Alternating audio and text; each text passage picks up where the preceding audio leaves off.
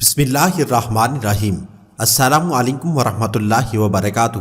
معزز ناظرین، ہم آپ کے سامنے حضرت بلال رضی اللہ تعالیٰ عنہ کی داستان حیات قسط وار لے کر حاضر ہو رہے ہیں، اور ہم آگے چلتے ہیں۔ اس سے پہلے کہ ہم آگے بڑھیں، آپ سے گزارش ہے کہ ہمارے چینل فیضی وائس کو سبسکرائب کریں اور ساتھ ہی کے بیل آئیکن پر بھی لازمی کلک کریں تاکہ آپ کو ہماری ہر آنے والی ویڈیو کا نوٹیفیکیشن مل سکے۔ حضرت بلال رضی اللہ تعالیٰ عنہ فرماتے ہیں، میں نے پہلی مرتبہ خدیجہ کا نام اس وقت سنا جب میری ماں نے ایک شہد لگا کر روٹی کا ٹکڑا میری منہ میں ڈالا تھا۔ میں کوئی 5 سال کا تھا۔ یہ روٹی خدیجہ رضی اللہ تعالی عنہا کے گھر سے آئی تھی۔ اس دن سے آج تک میرے ذہن میں خدیجہ رضی اللہ تعالی عنہا کے نام کے ساتھ شہد کی حلاوت وابستہ ہے۔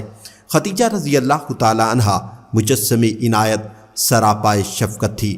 ان کے گھر کے دروازے ہمیشہ حاجت مندوں کے لیے کھلے رہتے تھے۔ ان کے ہاں ہر ضرورت مند، ہر مسکین، ہر بے کس، ہر بے نوا کی پذیرائی ہوتی تھی۔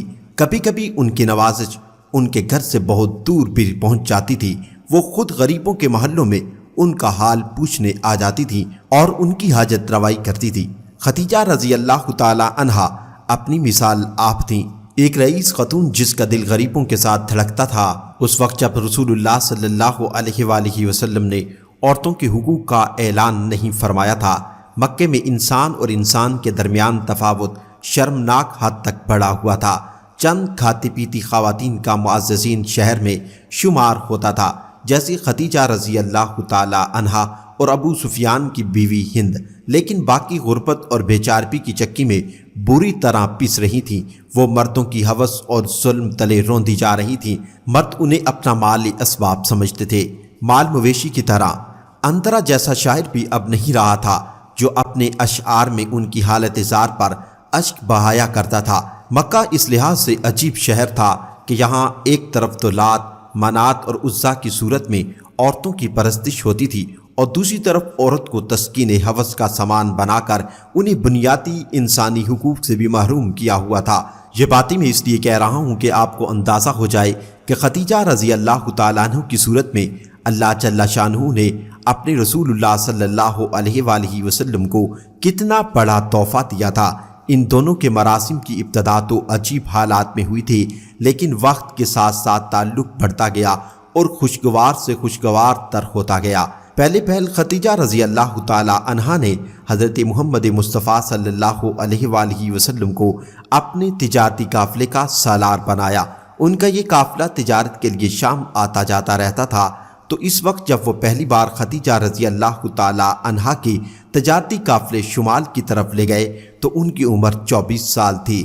ایک ایسے ہی قافلے کا تصور کیجئے، ریگستان کی رات میں چلتے ہوئے اونٹوں کے قدموں کے دھب دھب، کسی ہدی خواں کے نغمے کی دلسوز آواز، ہر قدم پر نزدیک آتی منزل کا تصور۔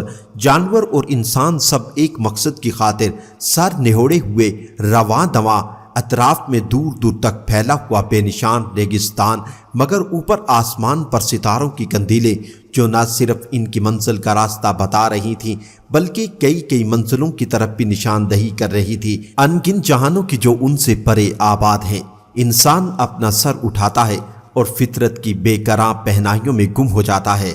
جب یہ قافلہ دمشق پہنچا تو ساربانوں نے شہر کی روایتی شراب خانوں میں اپنی پیاس اور تھکن دور کرنے کا پروگرام بنایا۔ محمد مصطفیٰ صلی اللہ علیہ وآلہ وسلم نے اپنے ساتھیوں کے ساتھ جانے سے انکار کر دیا اور شہر کی باہر اپنے اونٹوں کے ساتھ ٹھہر گئے۔ انہیں شاید علم تھا کہ ملاح سمندروں میں کم اور ساحلوں پر زیادہ ڈوبتے ہیں۔ یہ سفر انہوں نے نہایت ذمہ داری کے ساتھ پورا کیا اور خدیجہ رضی اللہ تعالی عنہا کو ان کی توقع سے کہیں زیادہ منافع لا کر دیا۔ جب وہ سفر کی رودات سنا رہے تھے تو خدیجہ رضی اللہ تعالی عنہا ان کو غور سے دیکھ رہی تھی۔ اسی وقت ان کی ذکاوت نے انہیں محمد مصطفیٰ صلی اللہ علیہ وآلہ وسلم کی ذات میں اپنے ہونے والے شوہر کی جھلک دکھا دی۔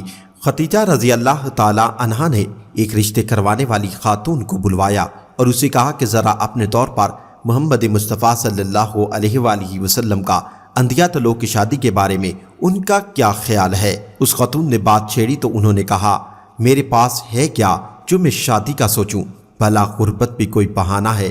فرض کیجیے آپ کے کسی ایسی خاتون سے شادی ہو جائے جس کے پاس اتنا ہو جو دونوں کے لیے کافی ہو۔ فرض کیجئے کہ آپ کو کسی ایسی خاتون کا رشتہ مل جائے جو حسین ہو، جس کے پاس دولت ہو، عزت ہو، جو کسی باوقار گھرانے کی مالکہ ہو، تو محمد مصطفیٰ صلی اللہ علیہ وآلہ وسلم نے فرمایا یہ بھی تو دیکھنا ہوگا کہ وہ خاتون خود کیسی ہے۔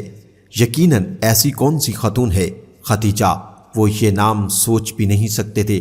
فرمایا یہ کیسے ہو سکتا ہے؟ اس عورت نے کہا سب مجھ پر چھوڑ دیجئے۔ خدیجہ اس وقت 40 سال کی تھی، 2 مرتبہ بیوہ ہو چکی تھی۔ محمد مصطفیٰ صلی اللہ علیہ وآلہ وسلم کی عمر 25 سال تھی۔ یہاں دمشق میں نے چند لوگوں کو یہ کہتے ہوئے سنا کہ اس عقد میں خدیجہ کا زیادہ فائدہ ہوا، لیکن وہ کم عقل کیوں نہیں جانتے؟ انہیں کیا معلوم کہ اس تعلق میں محمد مصطفیٰ صلی اللہ علیہ وآلہ وسلم نے کیا پایا؟ یہ شادی ہر لحاظ سے اتنی مکمل اور کامیاب تھی کہ لگتا تھا کہ یہ انسان کی نہیں کسی فرشتے کی تجویز تھی۔ دراصل یہ رشتہ ان کے مشن کی تکمیل کا پہلا مرحلہ تھا۔ خدیجہ رضی اللہ تعالی عنہا ہر پریشانی میں انہیں دلاسا دیتی۔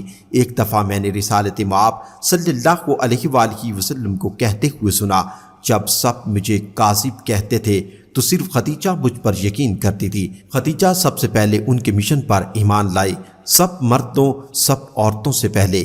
اس وقت جب خود رسول اللہ صلی اللہ علیہ وآلہ وسلم بہت پریشان تھے، محمد صلی اللہ علیہ وآلہ وسلم اور خدیجہ رضی اللہ تعالی عنہا کی شادی ایک مثالی شادی تھی، اتنی خوشگوار اور کامیاب۔ اس کے ذریعے سے گویا کہ اللہ کے بندوں کو ایک ثبوت فراہم کر دیا کہ مرد کی ایک بہترین ساتھی صرف عورت ہی ہو سکتی ہے۔ معزز ناظرین، ہمیں یہ ضرور بتائیے گا کہ آپ کو ہماری یہ ویڈیو کیسی لگ رہی ہے اور ہمارا یہ سلسلہ آپ کو کیسا لگ رہا ہے۔ کمنٹ سیشن میں اپنی رائے کا ضرور اظہار کیجیے گا اور ہمارے چینل فیضی وائز کو سبسکرائب کریں، ساتھ دیے گئے بیل آئیکن پر بھی لازمی کلک کریں تاکہ آپ کو ہماری ہر آنے والی ویڈیو کا نوٹیفیکیشن مل سکے۔ اللہ آپ کا، ہمارا اور تمام امت مسلمہ کا نگہبان ہو۔ والسلام۔